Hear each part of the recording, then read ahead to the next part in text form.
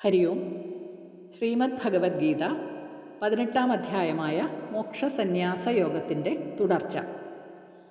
ത്രിഗുണങ്ങളുടെ സ്വഭാവമനുസരിച്ച് ബുദ്ധിയും ധൃതിയും വ്യത്യാസപ്പെട്ടു വരുന്നു. അവയിൽ ബുദ്ധിയുടെ ഗുണഭേദങ്ങളായ സാത്വിക ബുദ്ധി, രാജസബുദ്ധി, താമസബുദ്ധി എന്നിവയെക്കുറിച്ചാണ് കഴിഞ്ഞ ശ്ലോകങ്ങളിൽ നമ്മൾ പഠിച്ചത്. ഇനി ധൃതിയെക്കുറിച്ച്. ധൃതി എന്നാൽ ആരംഭിച്ച കാര്യങ്ങൾ എന്തായാലും അതിൻ്റെ സാക്ഷാത്കാരത്തിനായി നിശ്ചയദാർഢ്യത്തോടെ പ്രവർത്തിക്കാനുള്ള കഴിവിനെയാണ് നാം ധൃതി എന്ന് പറയുന്നത്. ധൃതിയും ഗുണഭേദങ്ങൾക്കനുസരിച്ച് സാത്വിക ധൃതി, രാജസധൃതി, താമസധൃതി എന്നിങ്ങനെ 3 തരത്തിലുണ്ട്. ആദ്യമായി സാത്വിക ധൃതിയെ വിവരിക്കുന്ന 33-ാമത്തെ ശ്ലോകം നോക്കാം. ധൃത്യായയാ ധാരയതേ മനഃപ്രാണേന്ദ്രിയക്രിയാഃ യോഗേനാവ്യഭിചാരിണ്യാ ധൃതി സാ പാർത്ഥ സാത്വികീ. പാർത്ഥ, അല്ലയോ അർജുന, യോഗേന യോഗം നിമിത്തമായി, അവ്യഭിചാരിണ്യ സ്ഥൈര്യമാർന്ന സ്ഥിരമായ മറ്റൊന്നിലും പ്രവേശിക്കാത്ത, യയാ ധൃത്യ യാതൊരു ധൃതി കൊണ്ട്, മന പ്രാണേന്ദ്രിയ ക്രിയാഹ മനസ്സിൻ്റെയും പ്രാണൻ്റെയും ഇന്ദ്രിയങ്ങളുടെയും ക്രിയകളെ ധാരയതേ ധരിക്കുന്നുവോ, സാ ധൃതി ആ ധൃതി സാത്വികിയാണ്. ഹേ പാർത്ഥ, മനസ്സ്, പ്രാണൻ, ഇന്ദ്രിയങ്ങൾ എന്നിവയുടെ പ്രവർത്തനങ്ങളെ ചിത്തത്തിൻ്റെ ഏകാഗ്രത നിമിത്തം മറ്റു വിഷയങ്ങളിൽ വ്യാപൃതമാകാതെ ഏതൊരു ധാരണാശക്തി നിയന്ത്രിക്കുന്നുവോ ആ ധൃതി സാത്വികിയാകുന്നു. മനസ്സിൻ്റെയും ജീവൻ്റെയും ഇന്ദ്രിയങ്ങളുടെയും പ്രവർത്തനങ്ങളെ ധരിക്കുന്നതാണ് ധൃതി. നിശ്ചയദാർഢ്യം, ഓർമ്മകൾ, അഭിമാനം, വിശപ്പ്, ദാഹം, ഉന്മേഷം, ജ്ഞാനേന്ദ്രിയങ്ങളുടെ പ്രവർത്തനങ്ങൾ എല്ലാം ഇതിൽപ്പെടുന്നു. മനസ്സും പ്രാണനും ഇന്ദ്രിയങ്ങളും വഴിപിഴച്ച് പ്രവർത്തിക്കുമ്പോൾ അവയെ ഒതുക്കി നിർത്തുന്നതാണ് സാത്വിക ധൃതി. ഈ ധൃതി സാത്വികമായതുകൊണ്ട് തന്നെ അതിന് സമഭാവനയും സമാധിനിഷ്ഠയും ഉണ്ടാവും. ആത്മസംയമനം ഇല്ലാതെ ഇന്ദ്രിയ സുഖങ്ങളിൽ രമിച്ച് നടക്കുന്നവരിൽ ജീവിതത്തെ ഉജ്ജ്വലമാക്കുന്ന വമ്പിച്ച വിജയങ്ങൾ നേടിത്തരുന്ന ധൃതി അഥവാ സ്ഥൈര്യം കാണുകയേയില്ല. തെറ്റായ ചിന്തകളും വഴിപിഴച്ച ജീവിത രീതിയും അവരുടെ ആത്മവീര്യം നഷ്ടപ്പെടുത്തിക്കളയും. കർമ്മേന്ദ്രിയങ്ങളെയും ജ്ഞാനേന്ദ്രിയങ്ങളെയും മനസ്സുകൊണ്ട് മാത്രമേ നമുക്ക് നിയന്ത്രിക്കാനാവൂ. ആ മനസ്സിന് അതിന് വേണ്ടുന്ന ശക്തി പ്രദാനം ചെയ്യുന്നതാണ് ധൃതി അഥവാ സ്ഥൈര്യം. അങ്ങനെ മനസ്സുറപ്പോടുകൂടിയ, നിശ്ചയദാർഢ്യത്തോടുകൂടിയ, ധാർമ്മികവും സ്ഥിരവുമായ ധൃതിയാണ് സാത്വിക ധൃതി. ഇനി രാജസധൃതിയുടെ ലക്ഷണം നോക്കാം. അടുത്ത ശ്ലോകത്തിൽ 34-ാമത്തെ ശ്ലോകം.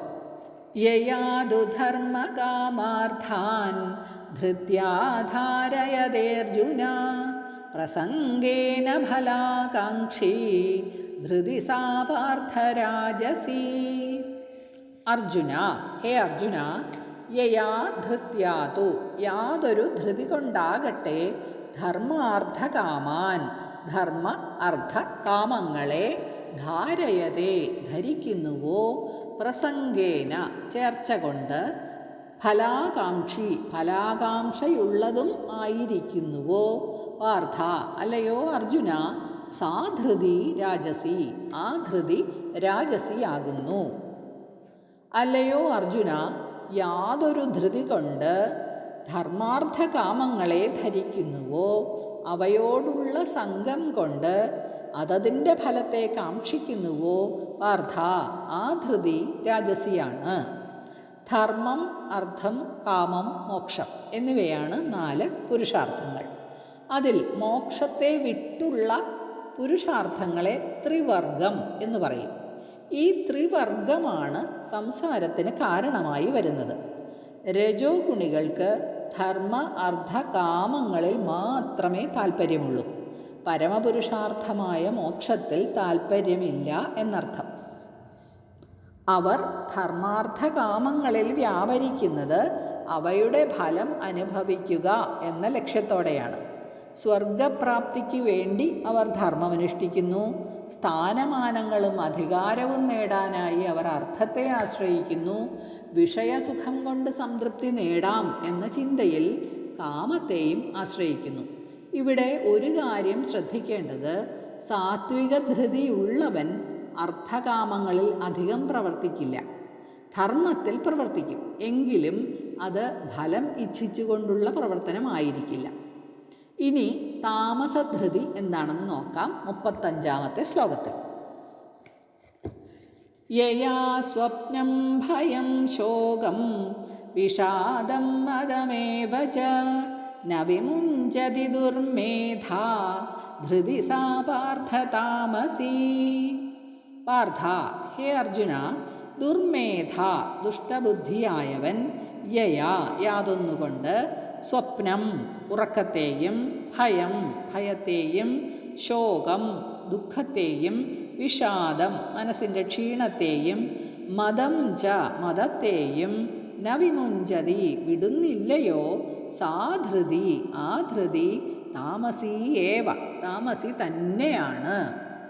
അല്ലയോ അർജുന, ബുദ്ധി കെട്ടവൻ ഏത് ധൃതി കൊണ്ട് ഭയം, ശോകം, സ്വപ്നം, വിഷാദം, മദം എന്നിവയെ വിടാതെ പിടിച്ചിരിക്കുന്നുവോ, ആ ധൃതി താമസമാകുന്നു. ഒരു വിഷയത്തിലും ഉറപ്പോടെ ഗാഠമായി ചിന്തിക്കാൻ സാധിക്കാത്തതിൻ്റെ ഫലമായി ഉറക്കം തൂങ്ങിക്കൊണ്ടേയിരിക്കുക. ഇതാണ് സ്വപ്നം എന്നിവിടെ പറഞ്ഞിരിക്കുന്നത്. തൻ്റേതെന്ന് വിചാരിച്ച് സൂക്ഷിച്ചു പോരുന്ന വസ്തുക്കൾക്ക് നാശം സംഭവിക്കുമോ എന്നോർത്ത് ഉണ്ടാകുന്ന മനസ്സിൻ്റെ വൃത്തിയെയാണ് ഭയം എന്ന് പറയുന്നത്. ആലസ്യവും നിരുത്സാഹവും കൊണ്ടുണ്ടാകുന്ന മനസ്സിൻ്റെ തളർച്ചയാണ് വിഷാദം. അർഹതയില്ലാതെ മേനി കാട്ടി നടക്കുന്നതാണ് മദം. ഈ 3 തരം വികാരങ്ങളെയും വച്ചു പുലർത്തുന്നവനെ ദുർമേധാവ് അഥവാ ബുദ്ധി കെട്ടവൻ എന്നാണ് ഭഗവാൻ വിളിക്കുന്നത്. ഭൂതകാലത്ത് സംഭവിച്ച നൈരാശ്യത്തിൽ നിന്നും ഉണ്ടാകുന്നതാണ് ശോകം. ഭാവിയെക്കുറിച്ചുള്ള ഉത്കണ്ഠയിൽ നിന്നും ഉളവാകുന്നതാണ് വിഷാദം. വർത്തമാനകാലത്തെ കാമാവേശത്തിൽ നിന്നും ഉണ്ടാകുന്ന വികാരമാണ് മദം. ഇവയെല്ലാം തനിക്ക് വളരെ പ്രധാനപ്പെട്ടവയാണ് എന്ന് കരുതി നിത്യവും പ്രാപിക്കേണ്ടതാണ് എന്ന ദൃഢബുദ്ധിയോടെ ധരിക്കുന്നവനാരാണോ, അവൻ്റെ ധൃതി താമസധൃതിയാണെന്ന് മനസ്സിലാക്കണം. ഹരി ഓം തത്സത്.